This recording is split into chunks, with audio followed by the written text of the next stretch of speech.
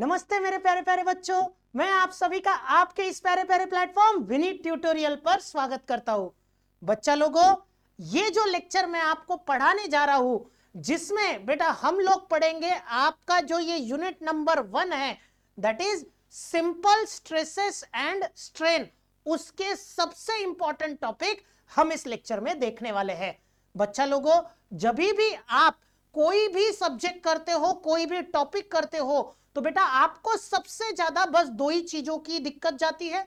सबसे पहला सवाल जो आपके मन में आता है, सर ये जो मैं टॉपिक पढ़ रहा हूं ये एग्जाम में आएगा या नहीं आएगा। और दूसरी बात, सर ये टॉपिक जो मैं पढ़ रहा हूं इसको मैं याद कैसे करूं। तो बच्चा इस दोनों सवाल का जवाब देने के लिए तौसीफ सर तेरी पूरी पूरी मदद करेंगे। और बेटा ये दोनों सवाल के जवाब मैं कैसे दूंगा, तो बेटा सबसे पहले ये जो टॉपिक हम लोग इस लेक्चर में देखने वाले हैं, जिसमें बेटा ये जो आप चैप्टर पढ़ रहे हो, चैप्टर जाने दो, ये जो आप सब्जेक्ट पढ़ रहे हो स्ट्रेंथ ऑफ मटेरियल, इसमें बेटा सबसे इंपॉर्टेंट टॉपिक है ना, यानी पूरे सब्जेक्ट का सॉम का सबसे इंपॉर्टेंट लेक्चर यानी ये वाला लेक्चर रहने वाला है। क्योंकि आप किसी भी कॉम्पिटिटिव एग्जामिनेशन की तैयारी कर लो, किसी भी कॉम्पिटिटिव एग्जामिनेशन में कम से कम 2 एमसीक्यू इस अकेले एक लेक्चर से बनने वाले हैं। तो ये लेक्चर बहुत ही ज्यादा इंपॉर्टेंट है। और बेटा मेरा एक जस्ट आपको सजेशन है। अब आपका ये जो दूसरा सवाल होता है कि सर हम ये सारे टॉपिक को याद कैसे रखें, तो बच्चा उसके लिए मैं आपको एक यूनिवर्सल यानी आपके कोई भी बड़े भाई या बड़ा बहन या अगर कोई भी रिश्तेदार अगर कोई कॉम्पिटिटिव एग्जामिनेशन दे रहा है, तो उसको जाके आप एक बात पूछ लो कि भाई आप इतना सारा याद कैसे करते हो, तो उसको कहते हैं शॉर्ट नोट्स टेक्निक। तो बेटा इस लेक्चर के एंड में मैं पूरे सिलेबस में तो आपको प्रॉमिस नहीं करूंगा, पर 100% स्टार्टिंग में आपको मैं 10 लेक्चर के अंदर पूरे के पूरे लेक्चर्स में मैं आपको मेरे लेक्चर के एंड में मैंने जितना भी पढ़ाया है उस पूरे पॉइंट्स के शॉर्ट नोट्स बना के दूंगा। यानी जो आपका दूसरा सवाल है कि सर ये सारी चीजों को हम याद कैसे रखें, तो बेटा उसका जवाब है शॉर्ट नोट्स। तो बेटा अगर आप थोड़े गड़बड़ में हो और अगर इसको फास्ट फॉरवर्ड में वीडियो देख रहे हो, पर लास्ट के 5 मिनट याद से देख के जाना बेटा, उसमें मैं आपको कंप्लीट जो लेक्चर में पढ़ाया है उसको पूरा रिवाइज करके दूंगा। ठीक है बेटा, तो ये लेक्चर बहुत इंपॉर्टेंट रहने वाला है, अच्छे से ध्यान दीजिए बेटा। देखिए अभी तक हम लोगों ने स्ट्रेसेस पढ़ा, मैंने आपको प्रैक्टिकली ये बताया था कि स्ट्रेस का प्रैक्टिकल मीनिंग क्या होता है। और बेटा प्रैक्टिकली अप्लाई करिए, जब आप किसी चीज को प्रैक्टिकली अप्लाई कर सकते हो तभी आप कोई भी कॉम्पिटिटिव एग्जामिनेशन का क्वेश्चन सॉल्व कर सकते हो। तो बेटा सबसे पहले हमने स्ट्रेस देखे, स्ट्रेसेस के अलग अलग टाइप देखे, स्ट्रेन देखे और तीनों मॉड्यूलस हमारे हो चुके हैं। अब बेटा एक सबसे इंपॉर्टेंट टॉपिक जिसको मैं कहूं कि भाई जैसे सुबह उठने के बाद कहते हैं कि भगवान के दर्शन कर लेने चाहिए, दिन अच्छा जाता है, वैसे ही बेटा ये जो है, ये जो फॉर्मूला है, ये सोम का भगवान है। इसके दर्शन करके जाओ, आप सोम में इजीली मार्क्स ले लोगे आपके आने वाले कॉम्पिटिटिव एग्जामिनेशन में। और टॉपिक का नाम है डिफॉर्मेशन ऑफ अ यूनिफॉर्म बार।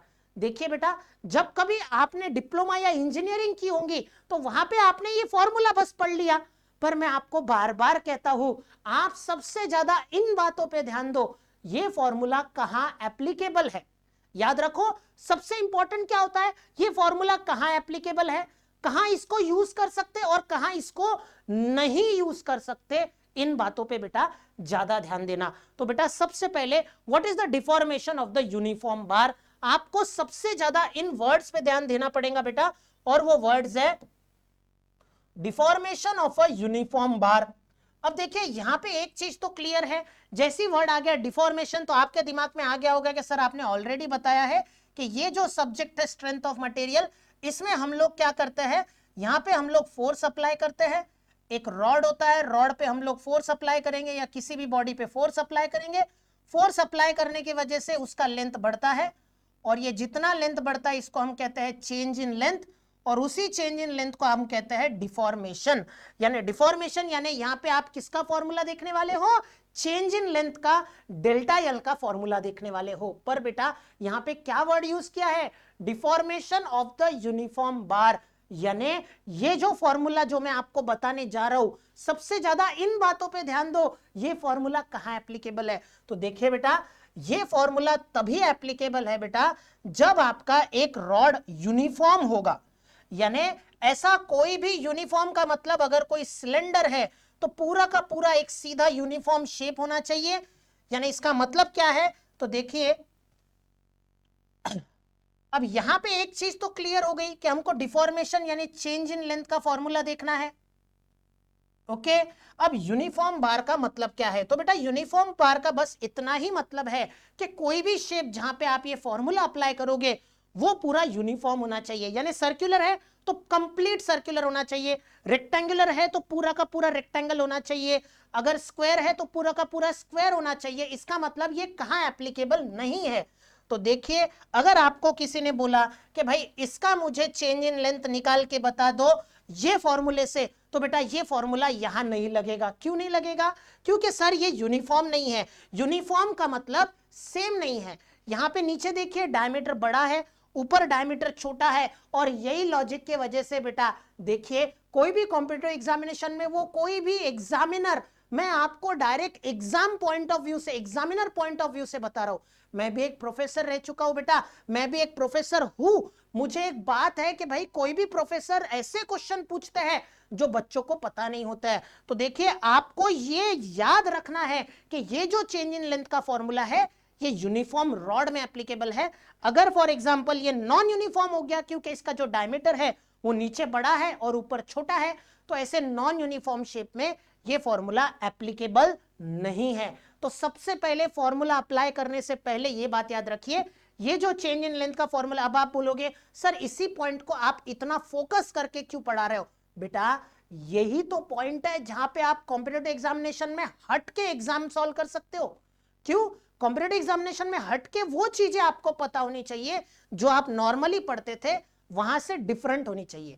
यानी बेटा यहां पे आपको ये पता होना चाहिए कि ये जो फॉर्मूला है ये यूनिफॉर्म बार में एप्लीकेबल है, नॉन यूनिफॉर्म बार में ये एप्लीकेबल नहीं है। यानी यहां ये एप्लीकेबल नहीं है। यानी अगर एक सर्कुलर रॉड है तो ऊपर का डायमीटर और नीचे का डायमीटर सेम होना चाहिए। अगर ये एक स्क्वायर रॉड है तो ऊपर का स्क्वायर और नीचे का स्क्वायर सेम होना चाहिए।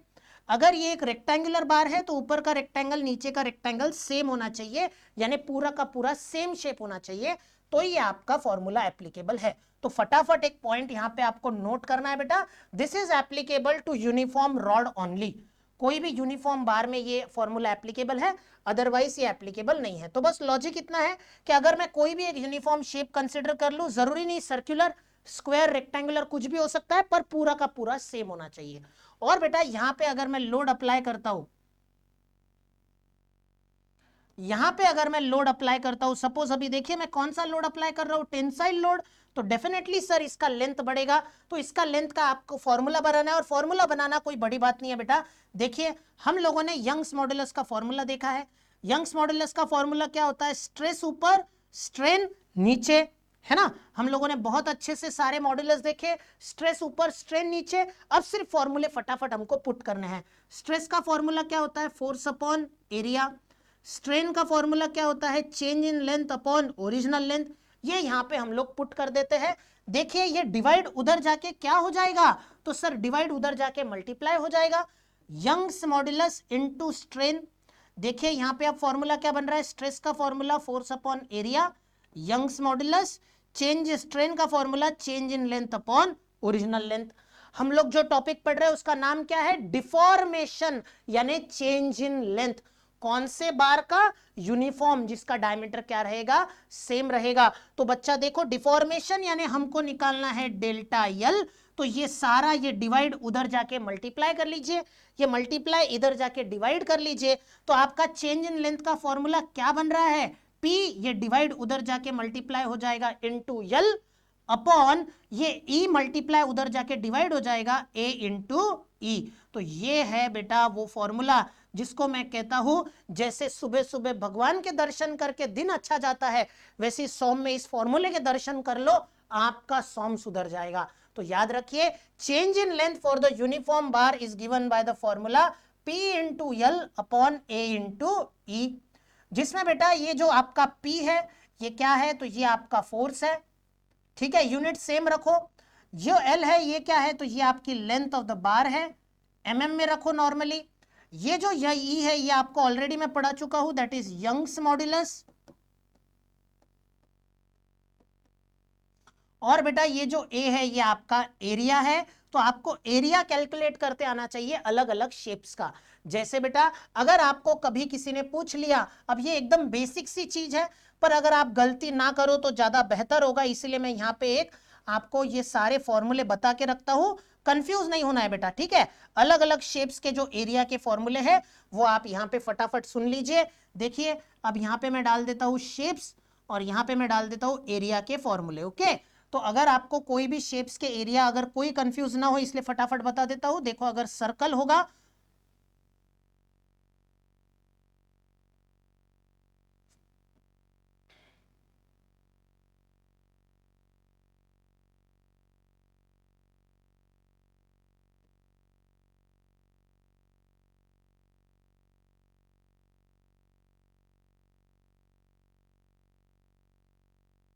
ओके। देखिए अगर कोई सर्कल होगा तो इसका एरिया का फॉर्मूला क्या होगा, तो अगर डायमीटर दिया होगा तो पाई बाय 4 इंटू डी स्क्वायर होगा, और अगर बेटा रेडियस दिया होगा तो पाई आर स्क्वायर होगा। दोनों में से कोई एक फॉर्मूला याद रख लो। अगर बेटा आपको अगर शेप दिया होगा स्क्वायर, तो बेटा स्क्वायर का शेप एरिया क्या होता है, तो वैसे तो सभी को पता है साइड का स्क्वायर होता है, जो भी साइड दी है उसका स्क्वायर कर लेना।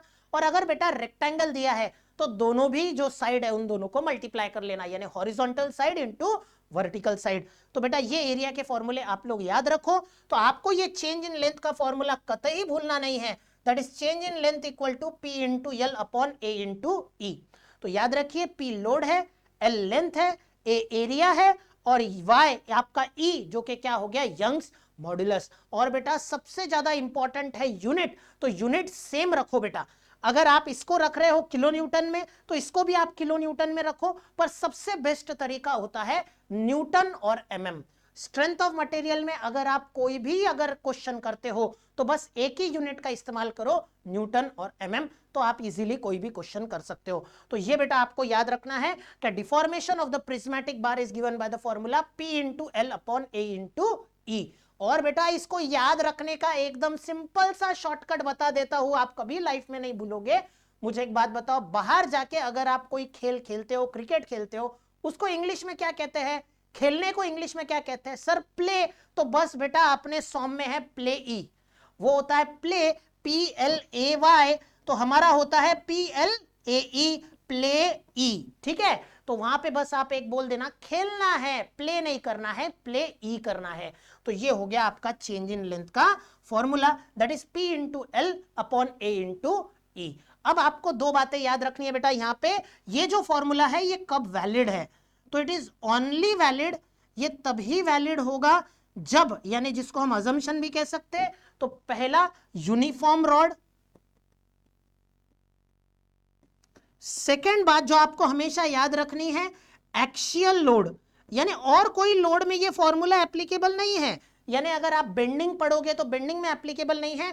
एक्सियल क्या होता है मैंने बहुत अच्छे से बताया बेटा, अगर कोई भी लोड अलोंग द एक्सिस अगर एक्ट होता है तो उसको एक्सियल लोड कहते हैं, यानी इसी लाइन के ऊपर लोड होना चाहिए, यानी जो भी आपका रॉड है उस रॉड के एक्सिस पर ही लोड होना चाहिए, और कहीं होगा तो ये फॉर्मूला एप्लीकेबल नहीं होगा। तो इसीलिए मैं आपको समझाने की ज्यादा कोशिश ये करता हूं बेटा कि ज्यादा ध्यान इस बात पे देते जाओ कि कहां ये फॉर्मूला एप्लीकेबल है और कहां ये फॉर्मूला एप्लीकेबल नहीं है, क्योंकि एग्जामिनर हमेशा वो क्वेश्चन आपको पूछेगा जो हटके होगा। ये सबको पता होगा, पर वो पेपर में ये क्वेश्चन नहीं पूछता है, वो ये पूछता है कि चेंज इन लेंथ ऐसे रॉड का बताओ जिसका डायमीटर दोनों एंड पर अलग अलग है।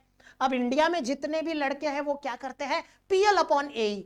भाई पीएल अपॉन ए तो तब एप्लीकेबल है जब यूनिफॉर्म रॉड होता है, जब यूनिफॉर्म नॉन यूनिफॉर्म रॉड होता है ये फॉर्मूला एप्लीकेबल नहीं है, इसके लिए अलग फॉर्मूला पढ़ना पड़ेगा। और बहुत कुछ लोग अभी अगर टेंशन ले रहे होंगे तो टेंशन कतई मत लो बेटा, इस लेक्चर के अंदर वो मैं पढ़ाने वाला हूं कि नॉन यूनिफॉर्म रॉड का चेंज इन लेंथ कैसे निकालते हैं, सारी चीजें बताऊंगा बेटा, आप टेंशन मत लो, बस कॉन्सेप्ट क्लियर करो। कॉम्पिटिटिव एग्जामिनेशन में वो ही बच्चा पास होगा जो अपने कॉन्सेप्ट क्लियर करेगा। तो याद रखिए ये फॉर्मूला तब एप्लीकेबल है जब लोड अलोंग द एक्सिस होना चाहिए, दूसरा यूनिफॉर्म शेप होना चाहिए, सर्कुलर स्क्वायर रेक्टेंगुलर कुछ भी चलेगा, तीसरा अजम्पशन बेटा ये जो मटेरियल है ये इलास्टिक लिमिट तक ही लोड होना चाहिए, यानी हुक्स लॉ ओबे होना चाहिए। Okay, loaded up to elastic limit.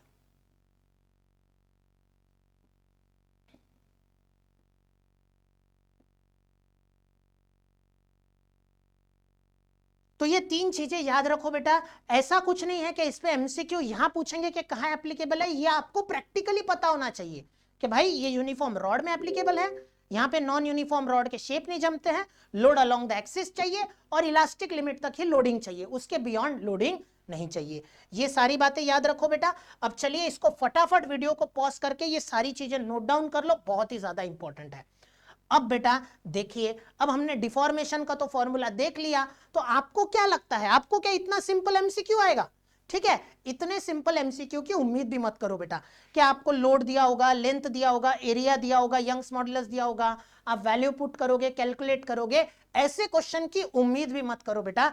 आपको जो क्वेश्चन, यानी फिर इसका आप बोलोगे कि सर फिर क्वेश्चन आता कौन सा है, तो वो आता है बेटा बार्स इन सीरीज पर। क्वेश्चन किस पे आएगा? बार्स इन सीरीज पे क्वेश्चन आएगा बेटा। तो यहां पे आपको एक बहुत ही इंपॉर्टेंट टॉपिक आपको पढ़ना है, जिसके एग्जाम में आने के चांसेस पूरे के पूरे 100% होते हैं, और आपको मैं वो दिखाऊंगा भी।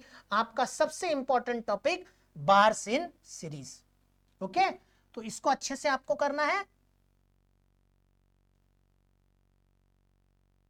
Bars in series. तो देखिए बेटा, यहां पे जब आपने ये जो क्वेश्चन देखा, यहां पे एक ही रॉड था और एक रॉड पे आपने PL अपॉन ए से फॉर्मूला सॉल्व किया। अब अगर रॉड एक से ज्यादा रहे, अब एक से ज्यादा रॉड रहे तो वो क्वेश्चन आपके पेपर में आते हैं। तो एक से ज्यादा रॉड यानी कैसे? तो एक से ज्यादा रॉड आप दो तरीके से लगा सकते हो।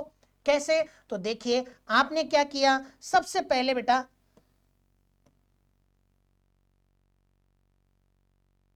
आपने क्या किया, तो सबसे पहले बेटा आपने क्या किया, ये एक रॉड ले लिया, इसके सामने ये एक दूसरा रॉड लगा दिया, और उसके सामने आपने ये तीसरा रॉड लगा दिया। ठीक है, अब रॉड आपने क्या किया, एक के सामने एक, उसके सामने एक, ऐसे रॉड आपने लगा दिया। तो इसको आप कहते हो बार्स इन सीरीज, यानी उसका जो एक्सिस होता है तीनों भी रॉड का वो सेम होता है, तो इसको कहते हैं बेटा बार्स इन सीरीज।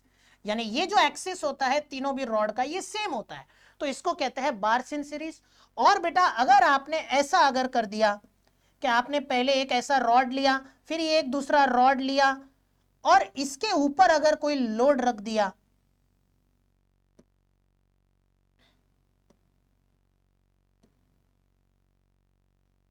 ध्यान आपको इस पे नहीं देना है, ये जो ऊपर रखा है इस पे आपको ध्यान देना है बेटा। ये जो रॉड नंबर 1 है और ये जो रॉड नंबर 2 है, बस इस पे ध्यान दीजिए।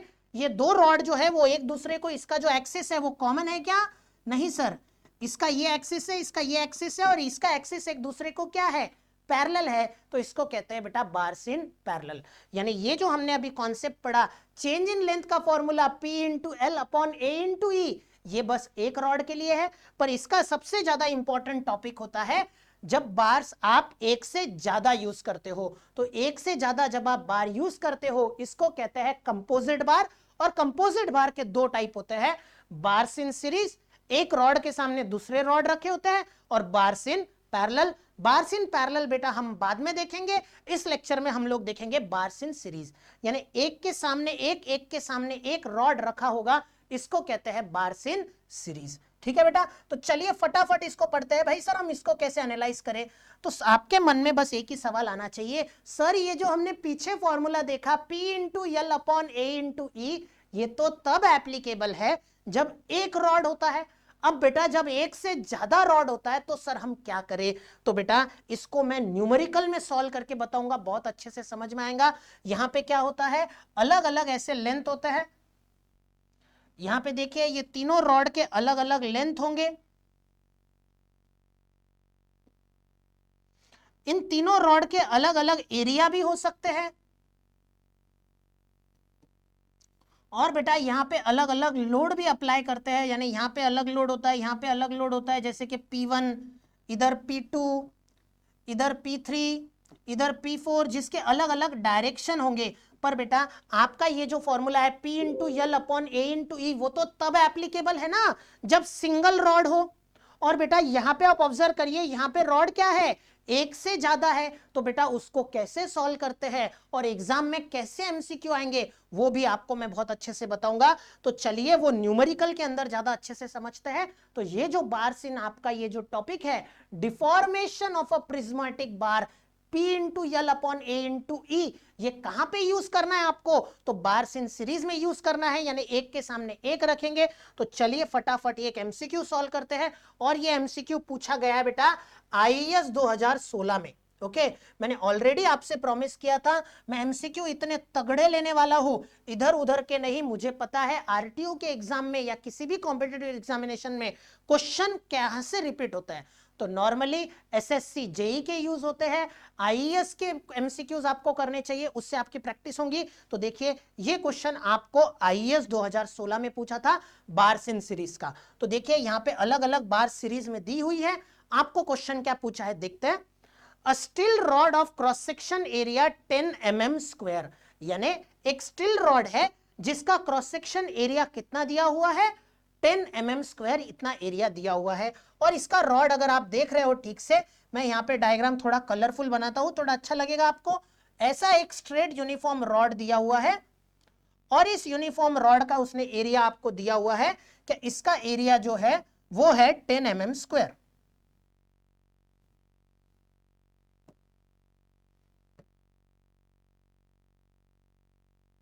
ओके इसका एरिया 10 mm स्क्वायर है। और आप डायग्राम में क्लियर कट देख सकते हो बेटा कि इसका जो डायमीटर है वो सेम है, यानी एरिया तीनों का सेम है। अलग अलग भी हो सकता है, एरिया का फॉर्मूला याद रखना π/4 इंटू डी स्क्वायर, अलग अलग एरिया कैलकुलेट कर सकते हैं। पर सबसे ज्यादा इंपॉर्टेंट बात क्या है, याद रखना है आपको, 1 मिनट से भी कम समय है, कैलकुलेटर हमारे पास नहीं है। तो ऐसे वैल्यू होंगे जो हम डायरेक्ट कैलकुलेट करेंगे।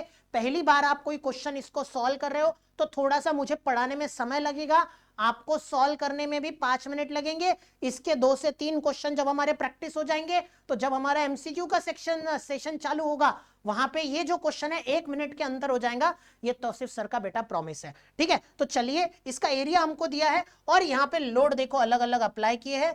यहाँ पे लोड है, यहाँ पे लोड है, यहां पे लोड है और यहां पे लोड है। ओके और ये लोड के जो वैल्यूज है वो दिए हुए हैं। देखिए यहां पे जो लोड है वो लेफ्ट साइड में जा रहा है 200 न्यूटन का, राइट में जो लोड है वो जा रहा है 400 न्यूटन का, लेफ्ट में जो लोड जा रहा है वो जा रहा है 300 न्यूटन का, और जो राइट में लोड जा रहा है वो जा रहा है 100 न्यूटन का। और बेटा यहां पे देखिए लेंथ आपको दी है कि ये जो एरिया, ये जो लेंथ है वो कितनी है। तो देखिए ये जो फर्स्ट वाला लेंथ है वो है 500 mm, दूसरा वाला लेंथ है 1000 mm और तीसरा वाला लेंथ है 500 mm। तो आपको लेंथ दी है और बेटा इन तीनों का एरिया कॉमन है और एरिया दिया है 10 mm स्क्वायर। अब आपको बस क्या पूछा है, load at P Q R S, अलग अलग पॉइंट पे लोड है। इफ ई का वैल्यू एक ही दिया है यानी ई का वैल्यू सेम है। और बच्चा लोगों मैंने आपको कन्वर्शन बताया है और कन्वर्शन पे कतई कंफ्यूज मत हो, याद रखना है जीपीए को किसमें कन्वर्ट करना है, एमपीए में कन्वर्ट करना है, क्योंकि यहाँ पे एक है न्यूटन और एक है एमएम। और सॉम में कोई भी क्वेश्चन न्यूटन और एमएम में सॉल्व करते जाओ इजीली हो जाता है। तो जीपीए को एमपीए में कन्वर्ट कैसे करते हैं, तो जीपीए को एमपीए में कन्वर्ट करने के लिए 10 टू द पावर 3 से मल्टीप्लाई करते हैं। इस कन्वर्शन को 50 बार लिखते चलो बेटा और इसको कतई भूलना नहीं है। तो इसको आप 10 टू द पावर 3 से मल्टीप्लाई कर दो तो ये हो जाएगा आपका एमपीए में, ठीक है। तो अब आप बोलोगे सर आपने डिफॉर्मेशन का फॉर्मूला बता दिया P into L upon A into E, पर सर वो तो तभी एप्लीकेबल है जब एक रॉड हो, यहां पे तो सर 3 रॉड है, तो आपको कैसे सॉल्व करना है। तो बेटा आपको एक टाइम पर एक ही रॉड सॉल्व करना है। कैसे, तो बेटा आपका सबसे पहला स्टेप होता है draw the FBD of each body. आपको इसको नंबरिंग करनी है और इसको एक एक को सेपरेट करना है। अब एक एक को सेपरेट कैसे करना है, तो बहुत अच्छे से ध्यान दो बेटा। अगर आपका फास्ट फॉरवर्ड चल रहा है रुका दो और अच्छे से कॉन्सेप्ट सुनो। What is your first step, तो आपको हाथ रखना है, एक तो लेफ्ट देखना है या फिर राइट देखना है जिधर कम फोर्स है उधर देखो, इजीली सॉल्व हो जाएगा। कोई ऐसा लॉजिक नहीं यूज करना आपको, अगर किसी ने पढ़ाया होगा राइट पॉजिटिव लेफ्ट नेगेटिव, ऐसा कुछ लॉजिक नहीं लगाना है। बस इतना सिंपल लॉजिक लगा दो, अगर सेम डायरेक्शन में फोर्सेस रहे तो ऐड कर लेना, और अगर अपोजिट डायरेक्शन में फोर्सेस रहे तो सब्सट्रैक्ट कर लेना। जैसे अगर इधर 20 और इधर अगर 30 रहा तो ये इक्वल टू हो जाएगा 50, और डायरेक्शन देना बड़े वाले फोर्स की। तो देखिए इन दोनों में बड़ा राइट में था 30, तो 30 और 20 सेम डायरेक्शन में था, तो राइट में हमने लगा दिया 50। अब बेटा देखिए यहाँ पे है राइट में 100 और इधर है 80, तो देखिए अब इसका क्या है, दोनों का एरो सेम है क्या अपोजिट है, तो अपोजिट है। सेम रहे तो ऐड, अपोजिट रहे तो सब्सट्रैक्ट। सब्सट्रैक्ट हमेशा बड़े में से छोटा वैल्यू करो, 100 में से 80 गया 20 बचेगा, और एरो किसका, तो बड़े फोर्स का। 100 और 80 में से बड़ा फोर्स कौन सा है, तो सर 100 न्यूटन है। कौन से डायरेक्शन में है, सर राइट डायरेक्शन में है, तो राइट डायरेक्शन में आप 20 न्यूटन को लगा दो, तो ये हो गया आपका एफबीडी। ठीक है, कोई लॉजिक नहीं, इतना सिंपल लॉजिक है। कोई राइट पॉजिटिव लेफ्ट नेगेटिव मत करो, मुझे पता है जब कभी आपको किसी ने सॉम पढ़ाया होगा राइट पॉजिटिव लेफ्ट नेगेटिव में कंफ्यूज कर दिया होगा। इतना सिंपल लॉजिक है। सेम असिल बड़ा, अगर सेम डायरेक्शन में एरो होंगे तो ऐड कर लेना बेटा, और अगर अपोजिट डायरेक्शन में एरो होंगे तो बेटा सब्सट्रैक्ट कर लेना बेटा, बस इतना लॉजिक याद रखो। और एरो हमेशा किसका देना, तो बेटा जो बड़ा फोर्स होगा उसका देना। ठीक है, देखो सेम डायरेक्शन था, 20 और 30 50 ऐड कर दिया, अपोजिट था तो सब्सट्रैक्ट कर दिया, 100 में से 80 गए 20 बचेंगे। एरो हमेशा बड़े फोर्स का आपको देना है। ओके, एरो हमेशा आपको कौन से फोर्स का देना है, बड़े फोर्स का देना है। ओके, जस्ट एक सेकंड बेटा, एरो हमेशा आपको बड़े फोर्स का देना है बेटा। तो ये हो गया 20 न्यूटन। तो आपको क्या करना है, अब आपको आपका सबसे पहला स्टेप क्या होता है, इन सभी का आपको एफबीडी ड्रॉ करना है। तो चलिए फटाफट इसका एफबीडी ड्रॉ करते हैं। एफबीडी ड्रॉ करने का स्टेप क्या बताया मैंने, हाथ रखो, लेफ्ट देखो या राइट देखो। लेफ्ट देखा तो 200 दिखा, एक ही दिखा तो दिखा दो बेटा। यानी ये जो आपका पहला वाला बॉडी है, इस पहले वाले बॉडी में लेफ्ट में कितना फोर्स था, 200। तो बेटा एफबीडी का मतलब क्या होता है, जितना उधर उतना ही इधर। तो लेफ्ट में 200 तो राइट में भी आपको दिखाना है 200 न्यूटन। तो ये हो गया बेटा आपके पहले बॉडी का एफबीडी। अब वैसे ही बेटा आप एक काम करिए, इस सेकंड बॉडी का एफबीडी बनाइए। अब आप बोलोगे कि सर पहले बॉडी में लेफ्ट ही क्यों देखा, राइट क्यों नहीं देखा। राइट देखता था तो 3 फोर्स थे, ऐड सब्सट्रैक्ट करने में समय जाता था, इसीलिए क्यों राइट देखो, जिधर कम फोर्स होते हैं उधर देखो। पर जब आप इस सेकंड बॉडी में जाओगे तो आपको दिक्कतें पैदा होंगी। क्या पैदा होंगी, कि सर राइट में देखा तो 2 फोर्स है, लेफ्ट में देखा तो भी 2 फोर्स है। तो आपको अभी लॉजिक बताया बेटा, क्यों भूलते हो, लॉजिक क्या बताया था कि अगर सेम डायरेक्शन होंगी तो ऐड करिए, अपोजिट होंगी तो सब्सट्रैक्ट करिए। हाथ रखा, लेफ्ट देखा, 2 फोर्स दिखे, दोनों का एरो देखिए क्या है, तो सर अपोजिट है। देखिए इधर जा रहा है 200 और इधर जा रहा है 400, तो ये सेम है क्या अपोजिट है, सर अपोजिट है तो सब्सट्रैक्ट कर लो।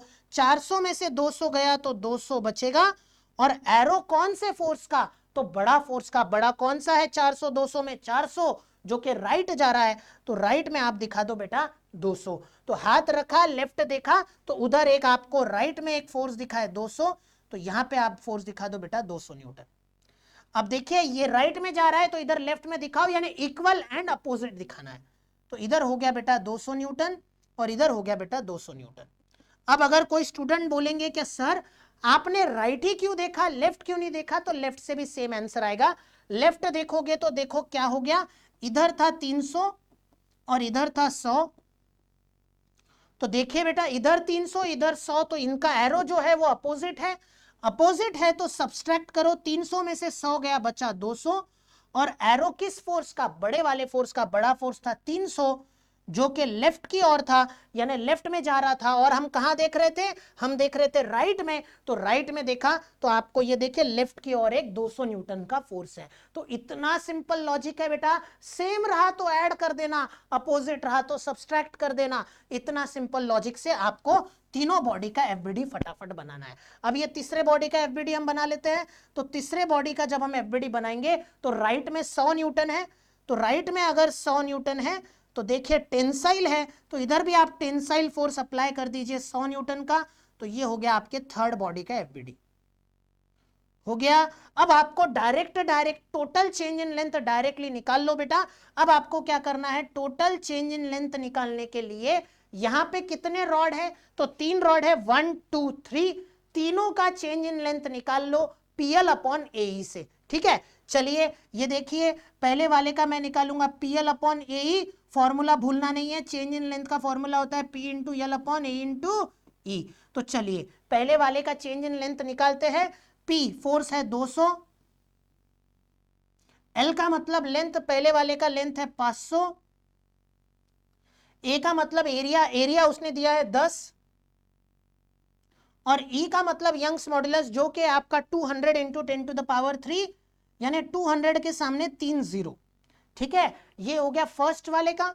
वैसे ही सेकंड वाले का आप निकाल लो, तो फोर्स है 200, सेकंड वाला ये वाला रॉड है जिसका लेंथ है 1000, तो P into length is 1000, A का मतलब एरिया है 10, और बेटा E का मतलब यंग्स मॉडुलस जो कि सेम है, तो कितना है 200 के सामने 3 जीरो। ठीक है, उसके बाद बेटा ये तीसरे वाले का निकाल लेते हैं। यहां फोर्स है 100, लेंथ है तीसरे वाले की, यहां पे देखिए ये लेंथ कितनी दी है 500, ये एरिया है आपका 10, और यंग्स मॉडुलस है आपका 200 के सामने 3 जीरो।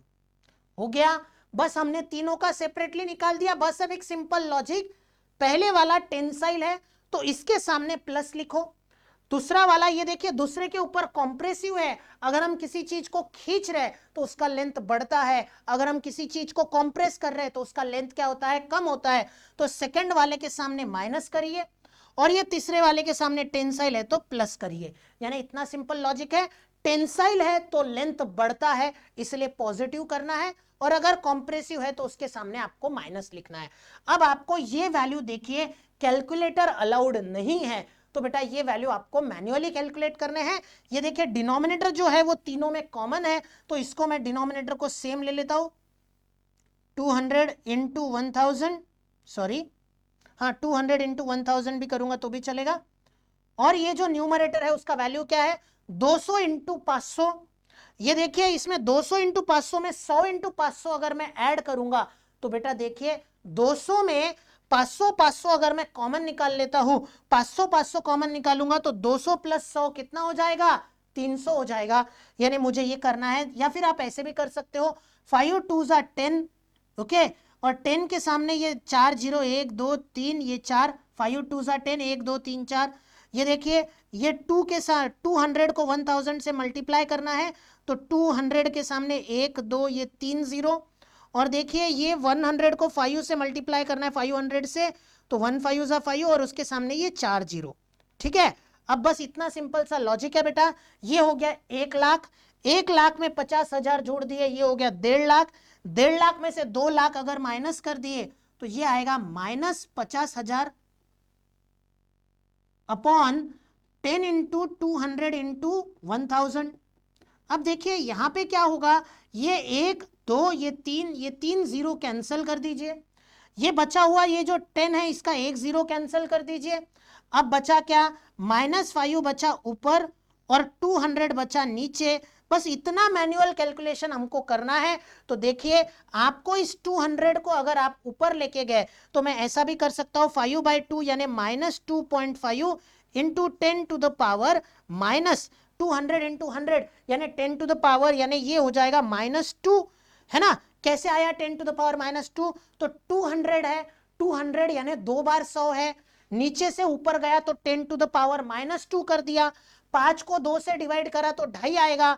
तो आपका आंसर कौन सा करेक्ट आ जाएगा, ये आ जाएगा 25 म्यूएम, -25 म्यूएम, क्योंकि हमारा आंसर आया था -2.5 into 10 to the power 3 mm, और यहां पे जो आंसर चाहिए वो किस में चाहिए, म्यूएम में चाहिए। तो अगर आपको mm को म्यूएम में कन्वर्ट करना है तो आपको 1000 से मल्टीप्लाई करना है।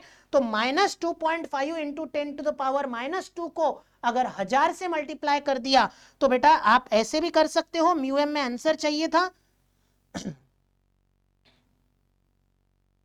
आपको म्यूएम में आंसर चाहिए था, तो इस वैल्यू को आप 1000 से मल्टीप्लाई कर दो, 1000/200 यानी 5 हो जाएगा, 5 5 जा 25 यानी -25 म्यू एम, ये आंसर आपका आ जाएगा। और एक और कन्वर्शन आपका यहां से क्लियर हो गया कि सर एमएम को माइक्रोमीटर में कन्वर्ट कैसे करते हैं, तो बेटा 1000 से मल्टीप्लाई करके म्यू एम में कन्वर्ट करता है।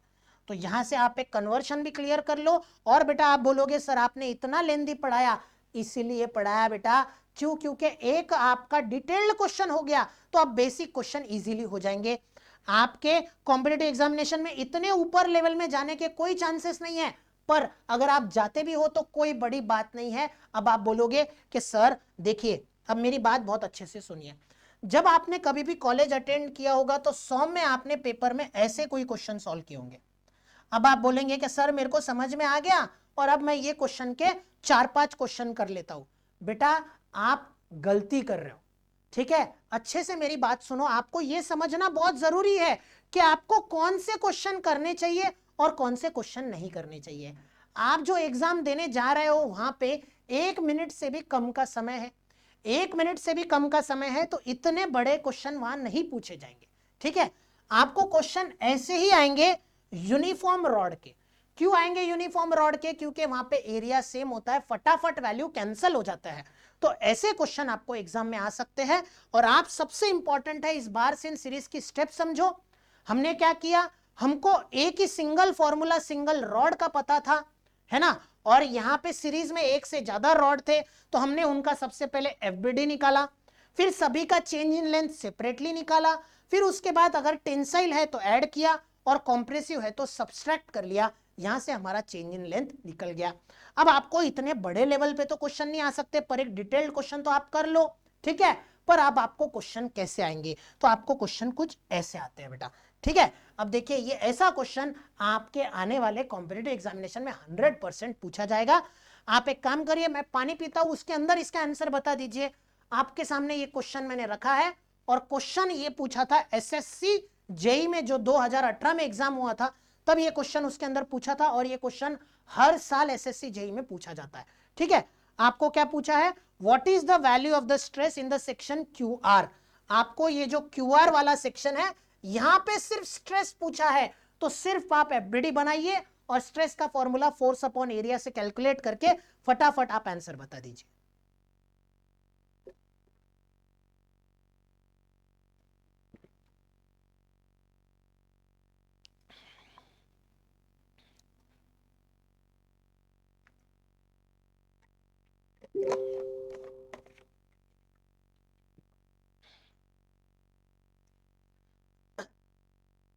तो चलिए आंसर क्या आएगा, तो आपको पूछा था the cross section area of the bar is 700 mm square, यानी जो एरिया है वो क्लियर कट दिख रहा है कि डायमीटर सेम है तो एरिया सेम होगा।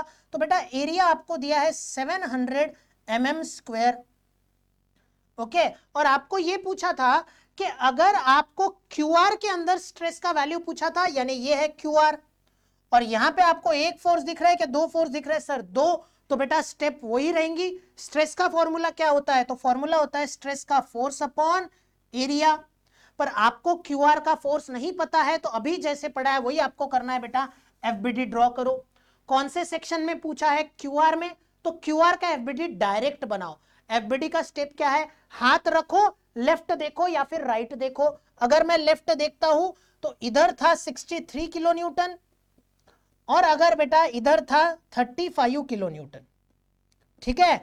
अब बेटा बताओ ये जो एरो है ये सेम है क्या, अपोजिट है, सर अपोजिट है, तो सब्सट्रैक्ट करने पड़ेंगे। तो बेटा 63 में से अगर 35 अगर जाते हैं तो आपका आंसर क्या आएगा, 63 में से 35 को आप माइनस कर दो तो ये आंसर आएगा बेटा 28 किलो न्यूटन।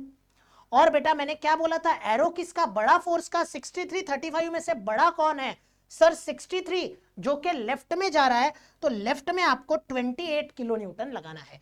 यानी ये जो आपका क्यूआर है इसका एफबीडी आएगा, इधर लगेगा 28 किलो न्यूटन टेंसाइल, तो इधर भी लगा दीजिए 28 किलो न्यूटन टेंसाइल। कोई लड़का अगर राइट से सॉल्व करेगा तो उसका सेम आंसर आएगा, कोई अलग आंसर आने वाला नहीं है। तो स्ट्रेस का फॉर्मूला है फोर्स अपॉन एरिया, फोर्स है 28 किलो न्यूटन, तो किलो को न्यूटन में कन्वर्ट कर लीजिए, 1000 से मल्टीप्लाई कर दीजिए और आपका जो एरिया दिया था वो दिया था 700। ये 2 जीरो हो जाएंगे कैंसल, 7 4 28, 4 10 40, तो ये आंसर आ जाएगा आपका 40 न्यूटन पर mm स्क्वायर। और न्यूटन पर mm स्क्वायर को क्या कहलाते हैं? MPa। तो ये जो ऑप्शन है आपका बी, ये ऑप्शन आपका करेक्ट हो जाएगा। अब बताइए ये क्वेश्चन 1 मिनट के अंदर हो गया क्या नहीं हो गया?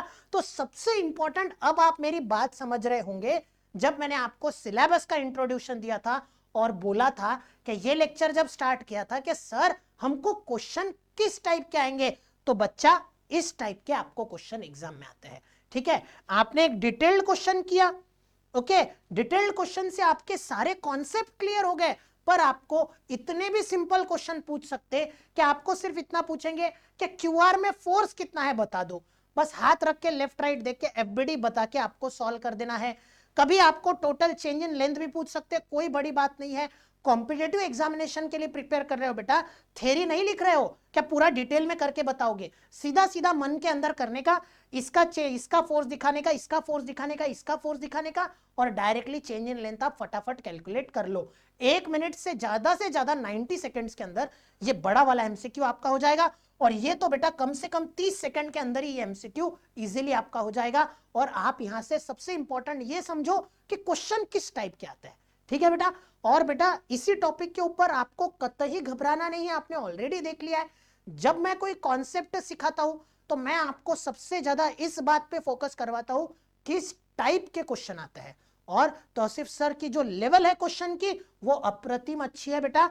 एसएससी जूनियर इंजीनियर, आपके आईएएस, ऐसे अच्छे अच्छे एग्जाम के क्वेश्चन आपके सामने लेके आए हो, वही हम यहाँ पे प्रैक्टिस करने वाले हैं। ठीक है, तो चलिए भागिए मत, मुझे पता है कि आप लोग थोड़ा थक जाते हो, तो अगर आप ये लेक्चर को अगर लेंदी समझ रहे हो, देखिए बेटा आप किसी डिप्लोमा या इंजीनियरिंग का लेक्चर नहीं देख रहे हो, वो अगर होता तो मैं 30-40 मिनट में एंड कर देता।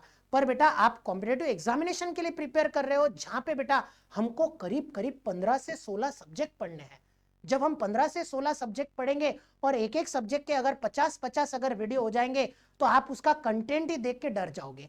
इसीलिए लेक्चर थोड़ा सा मैं लेंदी लेने वाला हूं। इसलिए मेरा आप सभी से अगर एक रिक्वेस्ट है, अगर आप थक गए तो लेक्चर को पॉज कर लो, आप 5 से 10 मिनट का ब्रेक ले लो और फटाफट फिर से वापस आ जाओ।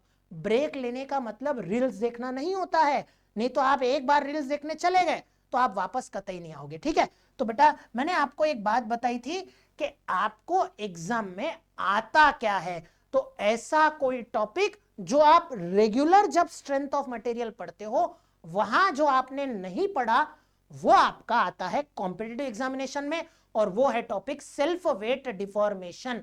चाहे तो एक काम करो, स्टैम्प पेपर लेके आओ, मैं उस पर लिख के देता हूं, आपके आने वाले एग्जाम में ये क्वेश्चन गारंटीड आएगा, self weight deformation. Self weight deformation का कॉन्सेप्ट क्या है? तो सिंपल सा कॉन्सेप्ट है, कोई बड़ी बात नहीं है बेटा। देखिए एक काम करते हैं, हम एक क्या करते हैं, यहां पे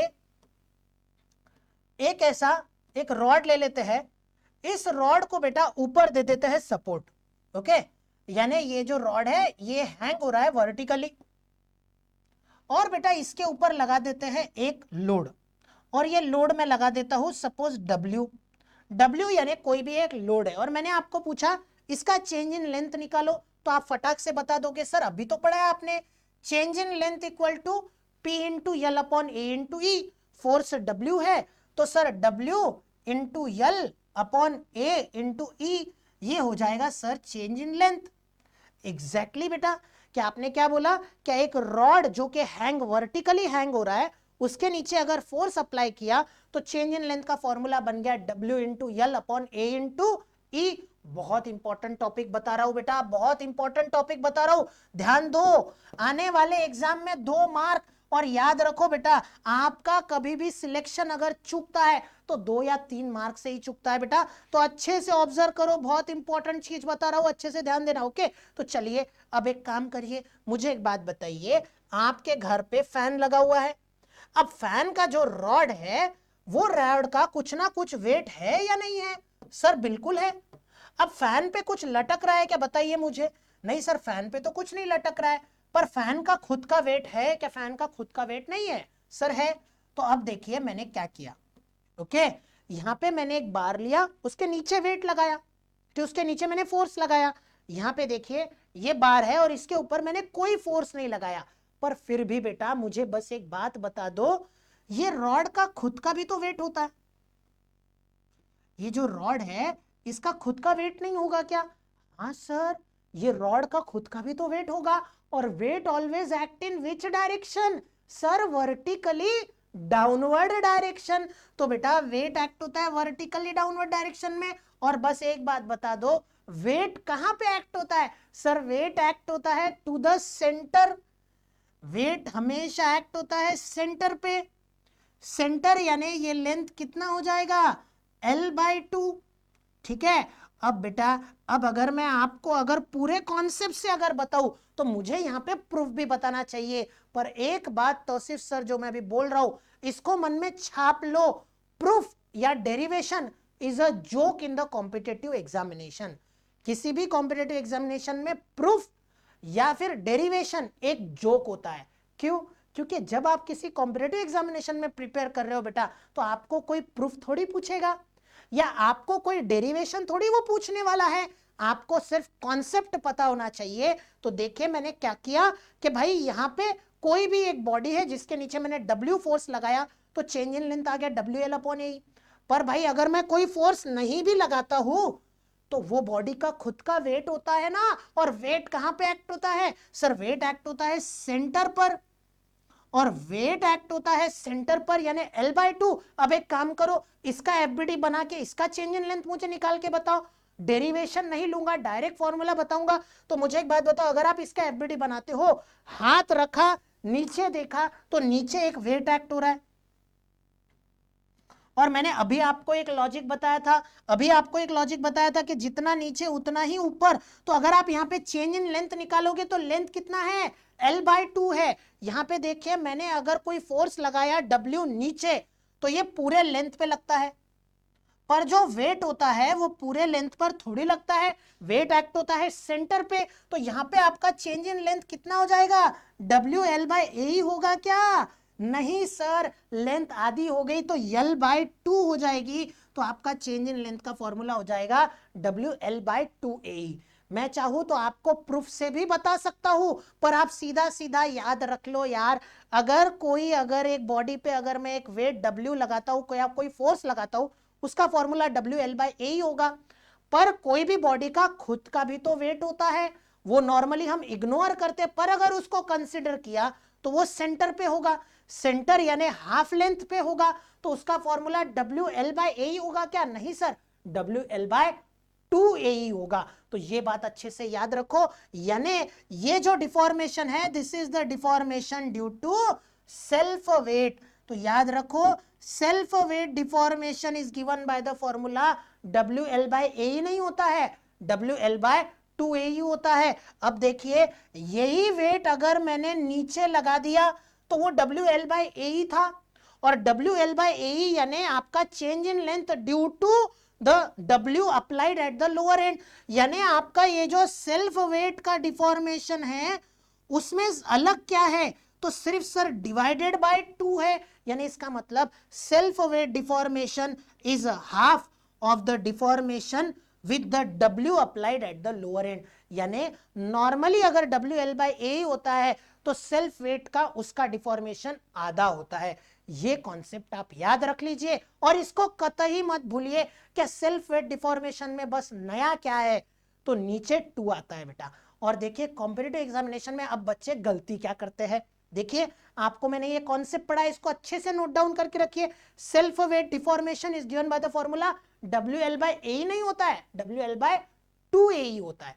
और जो आपका बस नया क्या है, तो डिवाइड बाय 2 होता है, यानी सेल्फ वेट डिफॉर्मेशन आधा होता है हमारे नॉर्मल डिफॉर्मेशन से। ये बात आप याद रखिए। अब देखिए कॉम्पिटिटिव एग्जामिनेशन में क्वेश्चन कैसे आते हैं। तो ये IAS 2007 लिखा है, पर IAS 2007 नहीं, 2009, 10, 11, 12, 13, 14 हर साल ये क्वेश्चन पेपर में आता है। देखिए क्वेश्चन क्या पूछा है, which one of the following expresses the total elongation of the bar, यानी change in length of length L with constant cross section area A and modulus of elasticity E hanging vertically and subjected to its own weight। अब लड़के क्या करते हैं, ज्यादा भावनाओं में भय के क्या करते हैं, चेंज इन लेंथ का फॉर्मूला पूछा है WL/AE, और बेटा ये ऑप्शन ए को करेक्ट देके खुद को नेगेटिव में डाल देते हैं। पर जो लोगों को कॉन्सेप्ट पता है subjected to its own weight, जब उसका खुद का वेट लगता है तो फॉर्मूला WL/AE नहीं होता है, फॉर्मूला होता है WL/2AE। तो आपका ये जो ऑप्शन है बी, ये करेक्ट हो जाएगा। और ये ऐसी चीज है जो कॉम्पिटिटिव एग्जामिनेशन में पूछी जाती है। आप स्टार्टिंग में जब मैं बातें बोल रहा था तो आपको थोड़ी थोड़ी समझी होंगी, पर अब आपके दिमाग में एकदम फिक्स्ड ये बात बैठ गई होंगी कि तौसीफ सर किस बात को बताने की कोशिश कर रहे थे।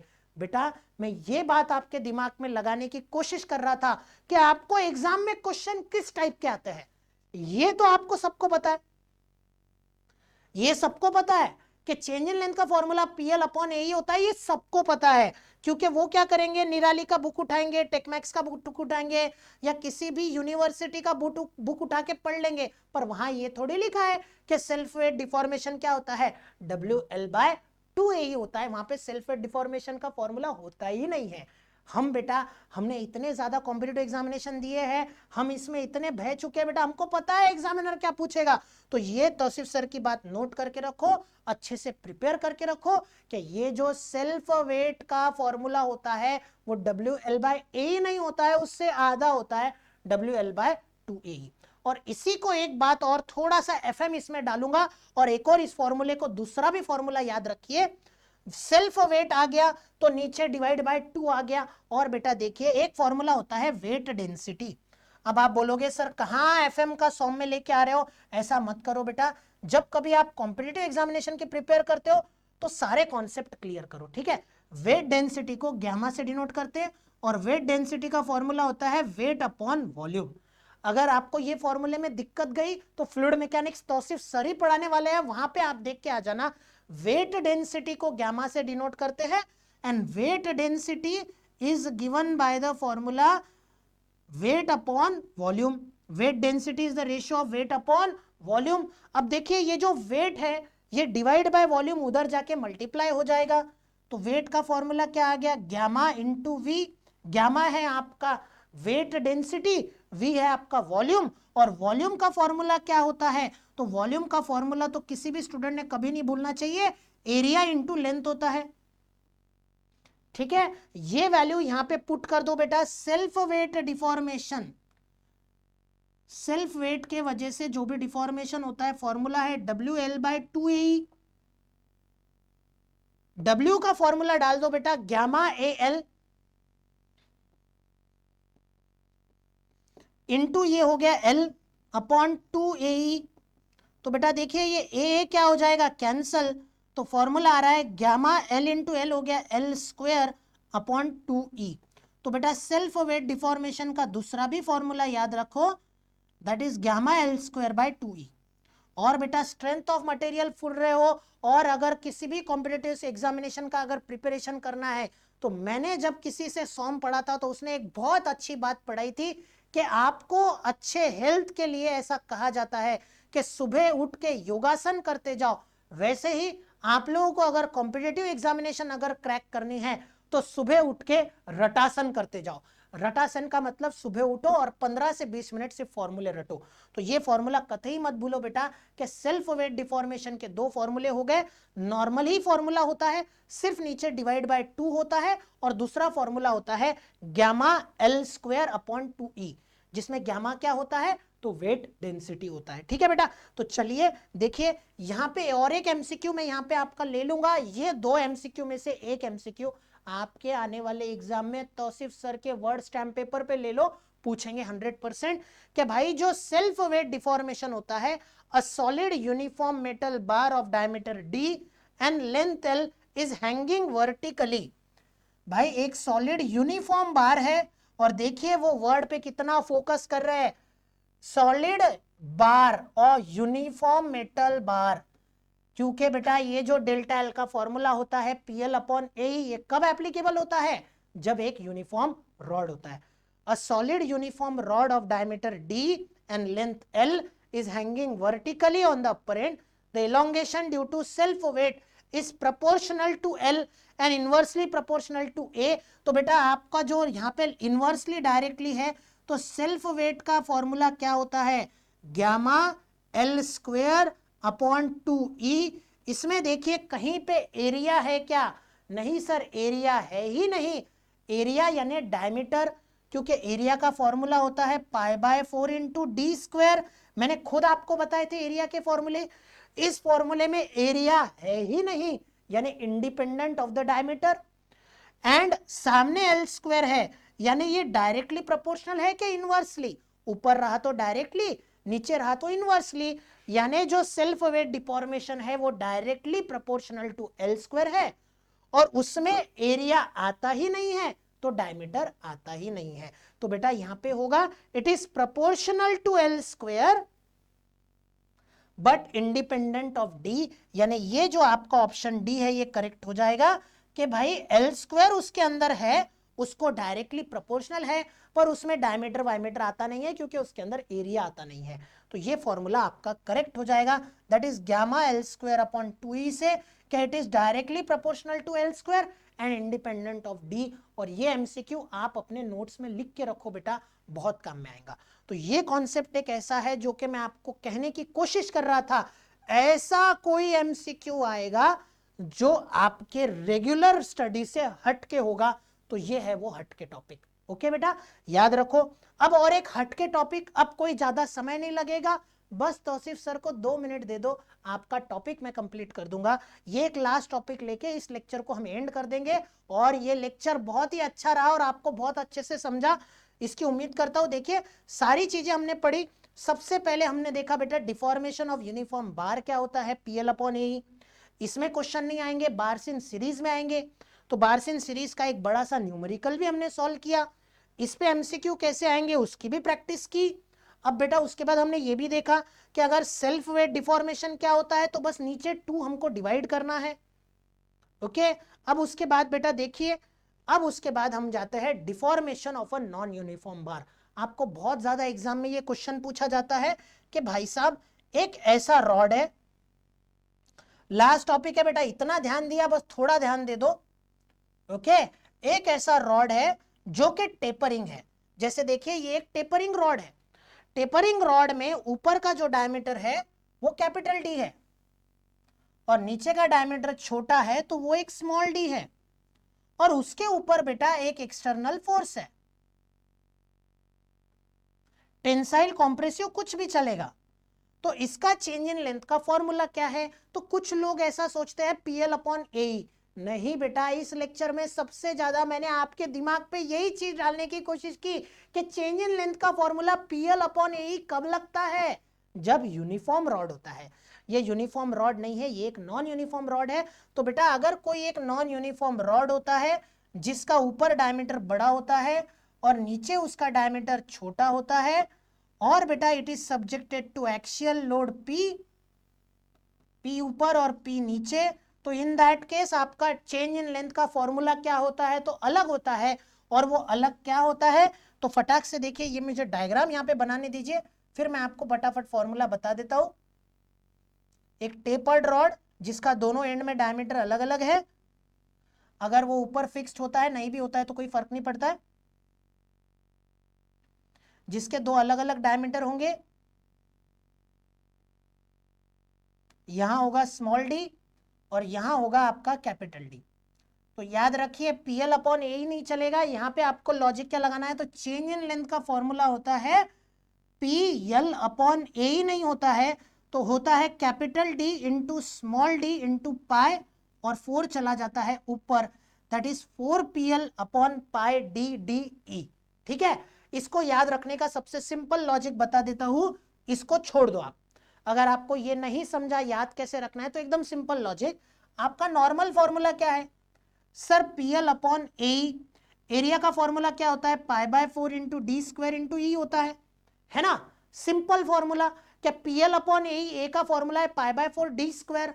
आप बोलोगे सर अभी तो आप बोल रहे हो ये फॉर्मूला नहीं चलेगा। हाँ बेटा नहीं चलेगा, याद कैसे रखे उसका शॉर्टकट बता रहा हूं। ठीक है, याद कैसे रखे ये तो आपको याद है। अब बताओ यहाँ डायमीटर सेम है क्या अलग अलग है, अलग अलग है, तो इस डी स्क्वायर को तोड़ दो। किसमें तोड़ दो? तो दोनों डायमीटर में तोड़ दो, एक कैपिटल डी और एक स्मॉल डी में। तो फॉर्मूला क्या बनेगा? P इंटू यल। ये डिवाइड में डिवाइड है, तो ये 4 कहां चला जाएगा? कभी भी डिवाइड में डिवाइड होता है तो नीचे का वैल्यू ऊपर मल्टीप्लाई हो जाता है। तो ये हो गया आपका 4 डिवाइडेड बाय पाई, ये डी स्क्वायर यानी डायमीटर दो बाहर, दोनों अलग डायमीटर है तो डायमीटर को ब्रेक कर दो, capital D into small D into ये ई। तो ये हो जाएगा बेटा आपका चेंज इन लेंथ का formula 4pl upon pi D D E. तो फॉर्मूले को याद कैसे रखना है, इसका शॉर्टकट आप चाहो तो चलो मैं 1 मिनट के लिए इसको रखता हूं, फिर मिटा दूंगा, क्योंकि ये यहाँ एप्लीकेबल नहीं है, सिर्फ याद रखने के लिए मैंने बताया। ठीक है, चलो इसको वीडियो को पॉज करके नोट कर लो। ठीक है, अब चलो इसको मैं मिटा देता हूं। और ये फॉर्मूला आपको याद रखना है कि अगर कोई नॉन यूनिफॉर्म रॉड होता है तो PL अपॉन ए फॉर्मूला नहीं लगता है, अलग अलग डायमीटर है तो फॉर्मूला होता है 4pl upon pi D D E. ठीक है बेटा, तो ये दो चीजें सबसे ज्यादा इंपॉर्टेंट इस लेक्चर में दो चीजें थी, वो थी सेल्फ वेट डिफॉर्मेशन, और दूसरा बेटा सबसे इंपॉर्टेंट था कि आपका अगर एक नॉन यूनिफॉर्म रॉड हो तो उसका चेंज इन लेंथ क्या होता है। तो देखिए ये भी एक एमसीक्यू, देखिए आपके कॉम्पिटिटिव एग्जामिनेशन में पूछा था, आईएएस 2012 में ये क्वेश्चन पूछा था, और क्वेश्चन क्या है? A rod of length L tapers uniformly from diameter D, यानी एक रॉड है जिसका लेंथ L है, उसका एक टेपर हो रहा है, टेपर यूनिफॉर्म हो रहा है, जिसका ऊपर डायमीटर है कैपिटल D और नीचे डायमीटर है small d। The Young's modulus of the material is E, the extension caused by the axial load, इसके ऊपर एक एक्शियल लोड अगर मैंने P लगा दिया तो फॉर्मूला क्या होगा? तो फॉर्मूला होगा 4pl upon pi D D E. तो ये हो गया आपका ऑप्शन सी, ये ऑप्शन आपका करेक्ट हो जाएगा। तो आप ये समझने की कोशिश करो इस लेक्चर में कि क्वेश्चन किस टाइप के आते हैं भाई, जो हम रेगुलर में पढ़ते हैं उससे हट के। यानी सारे इंडिया में सबको क्या लगता है, change in length PL upon A पढ़ लिया, मेरा प्रिपरेशन हो गया। नहीं हुआ बच्चा, आपको कुछ हट के यानी सेल्फ वेट डिफॉर्मेशन आना चाहिए। सेल्फ वेट डिफॉर्मेशन के बाद ये नॉन यूनिफॉर्म रॉड का डिफॉर्मेशन पता होना चाहिए। तो ये सारे पॉइंट आपको पता होने चाहिए। ठीक है बेटा, और यहां से आप ये चीज तो क्लियर समझ गए कि सर एग्जाम में यार ये हट के है, PL अपॉन ए तो पूरी इंडिया को पता है, पर ऐसे क्वेश्चन जो उससे अजीब होते हैं वो क्वेश्चन आपको पूछते हैं। अब बेटा हमारा लेक्चर तो हो चुका है, पर कहीं भागिए मत। मैंने आपको एक बात बोली थी, अब हमने ये 1 घंटा जो हमारा दिया है उसको बस एक 5 मिनट में कंक्लूड कर देते हैं कि हमने इस लेक्चर में क्या पढ़ा। और मैंने आपको बोला था कि 2 सवाल आपके मन में आते हैं कि सर ये जो हम पढ़ रहे हैं ये कितना इंपॉर्टेंट है, तो हर पेपर में इसके क्वेश्चन होंगे। दूसरा, सर इसको याद कैसे करें? तो बेटा बनाओ शॉर्ट नोट्स, और शॉर्ट नोट्स बनाने का तरीका क्या होता है वैसे मैंने पिछले लेक्चर में आपको बहुत डिटेल में बताया। अब फटाफट ये जो हमने सारे टॉपिक पढ़े इसके ऊपर हम लोग फटाफट शॉर्ट नोट्स बना लेते हैं। जस्ट एक सेकेंड।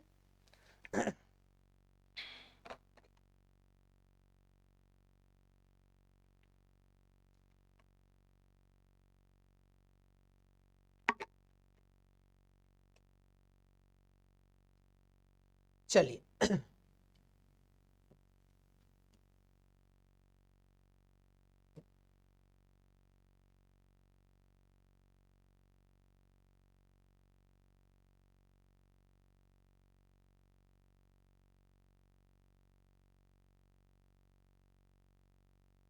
चलिए तो शॉर्ट नोट्स हम बना लेते हैं फटाफट। तो बेटा सबसे पहले इस लेक्चर में हमने क्या पढ़ा कि डिफॉर्मेशन ऑफ द यूनिफॉर्म बार जो है वो होता है PL अपॉन AE। तो बट हमको सबसे ज्यादा इन बातों पे याद रखना है। एरिया के भी फॉर्मूले फटाफट लिख लेते हैं। एरिया का फॉर्मूला π/4 इंटू डी स्क्वायर होता है सर्कुलर रॉड के लिए, साइड स्क्वायर होता है स्क्वायर रॉड के लिए, और horizontal distance into vertical distance होता है रेक्टेंगुलर रॉड के लिए।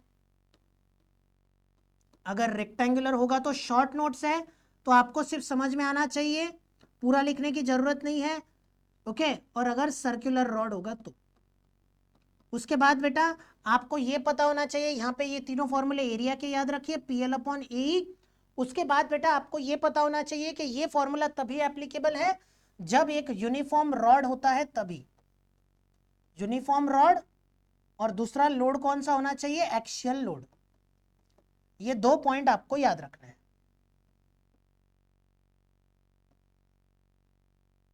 ये हो गया आपका एक पॉइंट। अब उसके बाद बेटा दूसरा कॉन्सेप्ट हमने क्या पढ़ा है कि दूसरा कॉन्सेप्ट हमने पढ़ा है सेल्फ वेट डिफॉर्मेशन। अब हमने एक बारसिन सीरीज का क्वेश्चन सॉल्व किया। अगर किसी को वो शॉर्ट नोट्स में ऐड करना है तो कर सकते हैं, मैं रिक्वेस्ट करूंगा रहने दो, वो आप कर लोगे जब आपने एक बार मेरा लेक्चर देख लिया। तो उल्टा मैं आपको प्रॉमिस करता हूं एक बार मुझसे पढ़ लो, भूलना पॉसिबल है ही नहीं, ठीक है। बस एक बार तौसीफ सर का लेक्चर शिद्दत से, ठीक है, मंदिर के अंदर तो आए हो, पूरे श्रद्धा से दर्शन कर लो बेटा, 100% आपको कुछ ना कुछ मिलेगा, 100%, ठीक है। तो चलो, change in length for a self weight, अगर यहां पे आ जाता है सेल्फ वेट, तो सेल्फ वेट का बस एक ही लॉजिक होता है, फॉर्मूला वही होता है PL/AE, P नहीं W लिखेंगे, बस डिवाइडेड बाय आपको 2 करना है, तो WL/2AE, या फिर फॉर्मूला होता है γL²/2E, जिसमें आपको एक बात हमेशा याद रखनी है कि सेल्फ वेट डिफॉर्मेशन जो होता है डायरेक्टली प्रोपोर्शनल टू L² होता है,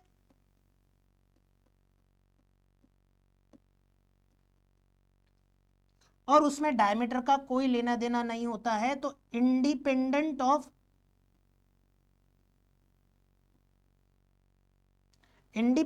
ऑफ डी, डायमीटर से कोई लेना देना उसका नहीं होता है। अब उसके बाद बेटा तीसरा कॉन्सेप्ट हमने ये पढ़ा था कि change in length of a non uniform rod, है ना, नॉन यूनिफॉर्म या टेपरिंग रॉड जो है उसका फॉर्मूला क्या होता है, तो 4PL/πD/DE, है ना। जो एक नॉन यूनिफॉर्म रॉड होता है, डायग्राम बनाओ बेटा, डायग्राम बहुत जरूरी है, डायग्राम के बिना आपको नहीं समझ में आएगा। ये अगर P है, ऊपर डायमीटर D है और नीचे डायमीटर है स्मॉल d,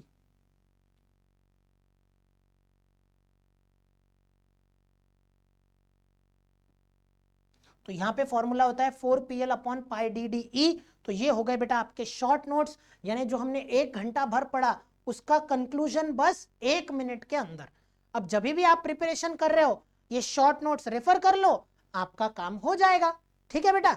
और अगर आपको कोई ऐसा पॉइंट है जो आपको पता है बाद में याद नहीं रहेगा तो लिख लो, जैसे गामा का अगर आपको मीनिंग नहीं याद रहेगा लिख लो, गामा वेट डेंसिटी होती है।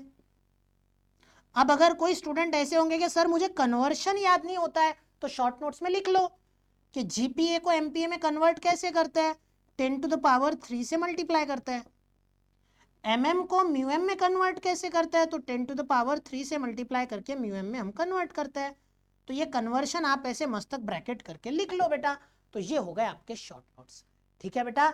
तो इस लेक्चर के अंदर हमने बहुत ही इंपॉर्टेंट कॉन्सेप्ट देखे।